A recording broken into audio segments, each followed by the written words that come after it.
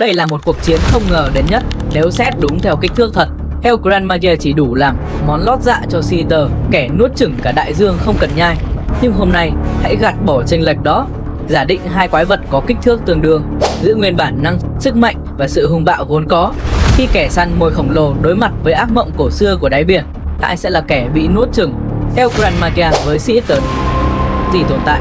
El Gran Magia, một sinh vật không cần xúc tu, không cần xoáy nước, chỉ cần siết chặt thì El Gran Magia là kẻ bẻ gãy mọi thứ nó chạm vào. Sinh vật này có kích thước lớn với hàm răng sắc nhọn, 6 mắt nhỏ màu trắng và thường được miêu tả có thể chiến đấu với các sinh vật biển khổng lồ khác như ố não. Theo ghi chép dân gian Caribe mô tả, nó là một con rắn biển khổng lồ dài tới 675 m, gấp đôi cả Bloop, đủ sức nuốt trọn tàu thuyền.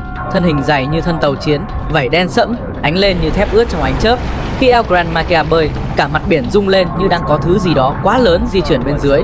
Kích thước, lực siết, tốc độ đều khiến El Gran Magia không giống bất kỳ quái vật nào khác là lực siết. Người ta tin rằng chỉ cần một vòng cuốn, El Gran Magia có thể tạo ra lực ép từ 200 đến 400 tấn, đủ để bóp méo thép, nghiền nát xương cá voi và biến thân tàu gỗ thành mảnh vụn chỉ trong vài giây. Xa, El Gran Magia chiến đấu bằng toàn bộ cơ thể. Nó lao đi với tốc độ kinh hoàng, tận dụng dòng hải lưu để tăng gia tốc, và khi chạm mục tiêu thì đã quá muộn để chạy. Tiêu đơn kẻ nuốt biển. Ngoại hình thường được miêu tả với một cái miệng lớn luôn mở, da màu đen hoặc lục lam phủ nước và những cánh tay khổng lồ làm từ xác động vật biển chết. Sức mạnh tạo lực hút khổng lồ, tạo xoáy nước, khả năng ẩn mình bằng cách hấp thụ ánh sáng. Khu vực được cho là sinh sống, Theater ẩn mình ở độ sâu khoảng 2.000 đến 4.000 m, gần dãy núi ngầm Mid-Atlantic Ridge, nơi địa tầng liên tục tách ra và dòng nhiệt dưới lòng đất khiến nước luôn dao động. Hành vi Theater được cho là cực kỳ hung hãn và có khả năng ăn mọi thứ trên đường đi của nó. Theater không tấn công, nó chờ đợi. Khi con mồi lọt vào phạm vi ảnh hưởng, áp lực nước thay đổi đột ngột, tạo ra một xoáy khổng lồ có sức hút gấp hàng trăm lần bão tố.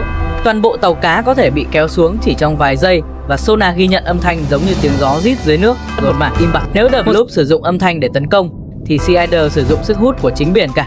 Nó không phát ra tiếng, nhưng sự im lặng của nó còn đáng sợ hơn mọi tiếng gầm im bặt. Không có trong. Một số nhà hải dương học nghi ngờ rằng Seater tạo ra vùng chân không dưới nước, nơi áp suất giảm đột ngột khiến nước xung quanh bị hút và tạo cảm giác như đại dương đang bị ăn mất một mảng. Nói rằng nếu Seater là sinh vật sống bằng cách hút năng lượng và sinh vật xung quanh, có thể mở miệng đủ rộng để nuốt cả một con cá voi trong chớp mắt. Có nhà nghiên cứu nói rằng Seater hấp thụ năng lượng từ chuyển động thủy triều nên ăn không chỉ cá hay tàu mà cả nhiệt lượng và âm thanh của đại dương. Seater là cơn đói không bao giờ kết thúc. Nó không gầm, không giống, không xuất hiện, chỉ nuốt và để lại sự im lặng tuyệt đối. Không có trong bất kỳ thần thoại nào, không được nhắc đến trong bất cứ tôn giáo cổ đại nào. Seater là bí ẩn tuyệt đối. Một sinh vật chỉ được biết qua âm vang sonar méo mó từ đáy Mariana, một cái gì đó với miệng đủ lớn để nuốt cả hẻm núi đại dương chỉ trong một hơi thở.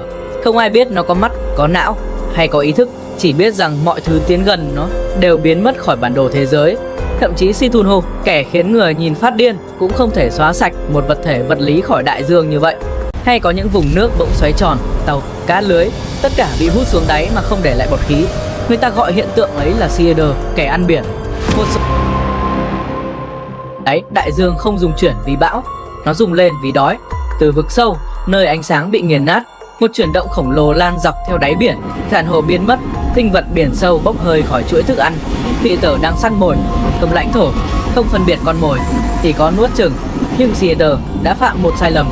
Nó đã tiến vào vùng nước thuộc về El Gran Magia, một thân thể khổng lồ chuyển động trong bóng tối, dài đến mức không thể nhìn thấy điểm cuối, nặng đến mức mỗi lần cử động đều làm đáy biển lún xuống.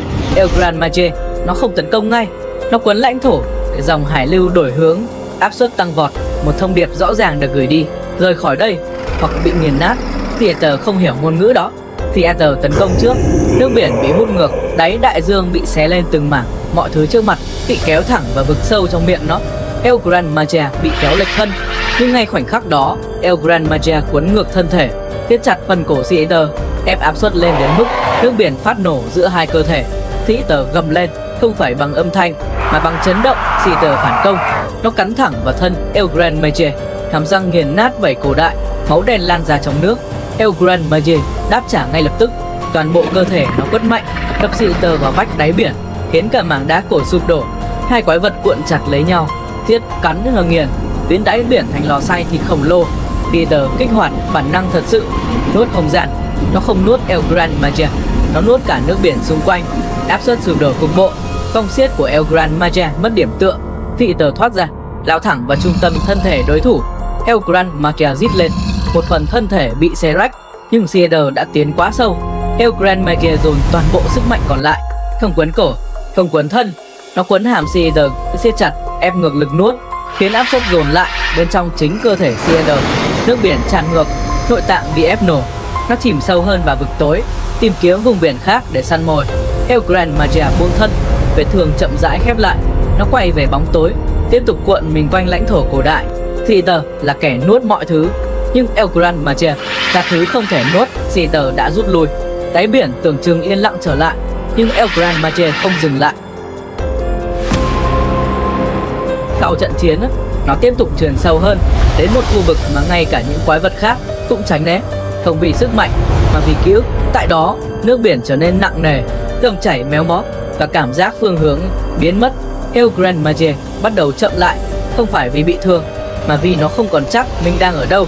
Đây là lãnh thổ của SCP-3000 Anastasia. SCP-3000, thực thể ăn ký ức, con rắn của hư vô và bí mật không thể thiếu của SCP Foundation. Trong hồ sơ SCP, tiến sĩ Venkat Krishnamurthy là người đầu tiên tin rằng SCP-3000 chỉ là một sinh vật sinh học mà là một thực thể thần thánh cổ xưa, có khả năng phân rã ý thức con người thành sự trống rỗng vô hạn. Ít lâu dưới vịnh Bengal, SCP Foundation đã phát hiện ra một thực thể không giống bất kỳ sinh vật nào từng được ghi nhận. Nó được định danh là SCP-3000. Hình dạng nó giống một con cá lịch Java khổng lồ, thân dài, trơn nhẵn, chuyển động như một dải bóng tối sống. Nhưng kích thước của nó thì vượt xa mọi logic sinh học. Chiều dài ước tính 600 đến 900 km. Một phần thân có thể nằm ở đáy biển, trong khi phần còn lại chưa ai biết ở đâu. Nó không nằm gọn trong một khu vực, nó trải dài theo dốc ngầm sông hàng Ganges Fen. SCP-3000 không ăn thịt. Điều khiến SCP-3000 trở nên đặc biệt không nằm ở kích thước, mà nằm ở thứ nó tiêu thụ. Còn SCP-3000 ăn nhận thức. Bất kỳ ai ở gần SCP-3000 đều bắt đầu gặp các triệu chứng rất lạ: đau đầu, chóng mặt, hoang tưởng, mất trí nhớ ngắn hạn rồi dài hạn, không nhận ra đồng đội, không nhận ra chính mình. Một số nhân sự báo cáo rằng tôi nhớ mình có một cuộc đời nhưng không nhớ nó là của ai. Đây không còn là mất trí nhớ thông thường, đây là sự phân rã của bản ngã. SCP-3000 được xếp vào nhóm mối nguy nhận thức độc Cognitohorus, tức là chỉ cần biết đến, nhìn thấy hoặc cảm nhận là đã có thể gây hại. Khi SCP-3000 tiêu thụ con mồi, thường là nhân sự cấp D, chấm da của nó tiết ra một chất lỏng màu xám đen đặc quánh. Hợp chất này được gọi là Y909. Quái vật. Và Y909 chính là nguyên liệu cốt lõi để SCP Foundation sản xuất thuốc lú Amnestic. Nhờ 909, Foundation có thể xóa ký ức về tai nạn dị thể, thực thể kinh hoàng, sự thật có thể khiến xã hội sụp đổ. SCP-3000 là Thaumian. Nó được xếp vào phân loại Thaumian một cấp cực hiếm, chỉ dành cho các SCP được dùng để kiểm soát những SCP khác. Hầu hết SCP đều được phân loại để bị nhốt, bị cô lập, bị tiêu diệt nếu cần. Nhưng SCP-3000 đơn giản. SCP-3000 là vũ khí chiến lược, là công cụ để che giấu sự thật, là thứ mà Foundation không thể mất. Nếu SCP-3000 biến mất, hàng trăm SCP khác sẽ không còn cách quản thúc hiệu quả. Thế giới sẽ buộc phải biết những điều không nên biết. Vì thế mà một khu vực bán kính 300 km tại vịnh Bengal được phong tỏa tuyệt đối. Không tàu cá, không thám hiểm, không câu hỏi. Mọi dữ liệu đều xác nhận SCP-3000 là không thể thay thế. Một thực thể không cần siết, không cần cắn, chỉ cần tồn tại là đủ khiến mọi sinh vật đánh mất chính mình. Nếu Seeder là kẻ nuốt xác thịt thì SCP-3000 là kẻ nuốt ký ức. Và lần này, El Gran Magia không chỉ phải chiến đấu để sống sót, mà phải chiến đấu để nhớ mình là ai. Trận đấu tiếp theo El Gran Magia với SCP-3000. Ấn đăng ký nếu bạn chọn SCP-3000 thứ có thể xóa sạch bản ngã, và like nếu chọn El Gran Magia kẻ có sức mạnh thân thể nhé. Có những nơi dưới đáy đại dương không được đánh dấu trên bất kỳ bản đồ nào, không phải vì chưa được khám phá, mà vì không ai còn nhớ chúng tồn tại. Sau trận chiến với Seeder, El Gran Magia tiếp tục trườn sâu hơn, vượt qua những tầng nước nơi áp suất bẻ cong kim loại, tiến vào một vùng biển không có dòng chảy ổn định. Tại đây, phương hướng trở nên vô nghĩa, khoảng cách không còn chính xác và ký ức bắt đầu rụng rơi. El Gran Magia đã bước vào lãnh thổ của SCP-3000. Sự hiện diện không cần tấn công, SCP-3000 không lao ra, không rít gầm, không phòng thủ, nó chỉ tồn tại, một thân thể khổng lồ như rắn ẩn hiện trong làn nước xám đục, khiến các thiết bị đo đạc liên tục trả về dữ liệu mâu thuẫn. El Gran Magia cảm nhận được thứ gì đó nhưng không xác định được là gì. Nó dừng lại. Lần đầu tiên, kẻ thống trị đáy biển do dự. Đoàn vật lý không có mục tiêu. El Gran Magia tấn công. Vòng xiết mở ra. Thân thể khổng lồ quấn chặt vùng nước nơi SCP-3000 hiện diện, ép áp suất lên mức cực hạn. Đáy biển nứt nhẹ, nước biển rung lên. Nhưng SCP-3000 không phản kháng, không né, không siết lại. Và rồi El Gran Magia nhận ra nó không chắc mình đang siết vào cái gì.